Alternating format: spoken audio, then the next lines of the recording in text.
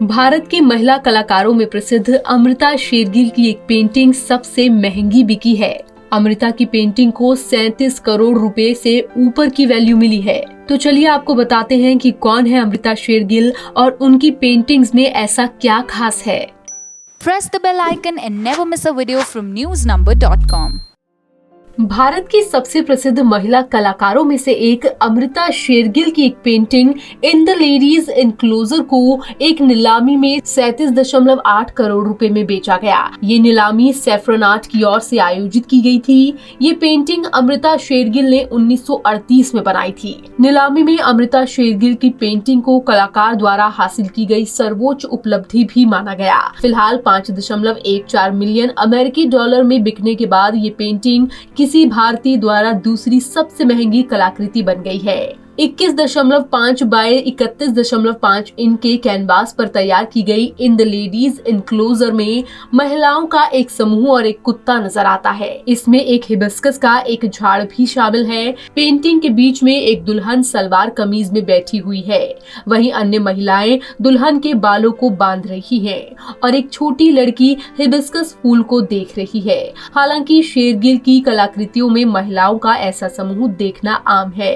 फिलहाल इस साल मार्च में वीएस गायतोंडे की अनटाइटल्ड 39.98 करोड़ रुपए में बेची गई थी, जो कि किसी भारतीय कलाकार द्वारा बनाई गई सबसे महंगी कलाकृति है। Art market intelligence firm artery India के अनुसार शेरगिल के पिछले रिकॉर्ड की बात करें तो 2018 में मुंबई में सोथबी की नीलामी में उनकी बनाई the little girl in blue को 18.7 करोड़ रुपए में बेचा गया। उन्होंने इस पेंटिंग को 1934 में बनाया था।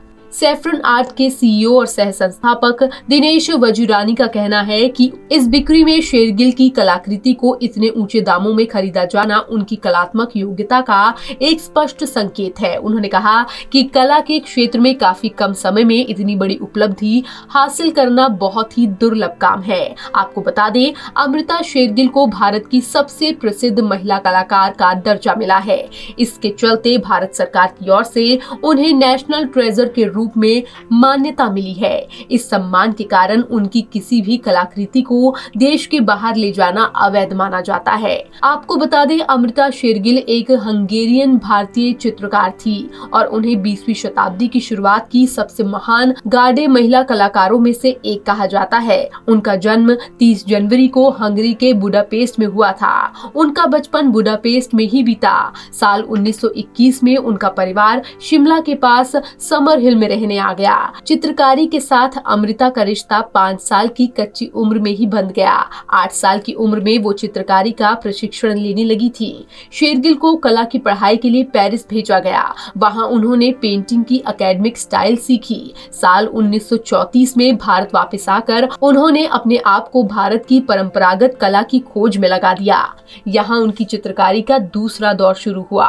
अमृता ने एक तरफ जहाँ भारतीय आम जनजीवन को रंगों से जीवित किया, वहीं दूसरी बार आम भारतीय महिलाओं को कैनवस पर लेकर आईं। उन्होंने देश भर में कई यात्राएं भी की थी। उनके काम करने के तरीके में बदलाव आया। नीले और हरे रंग की जगह लाल और कत्थई ने ले ली थी।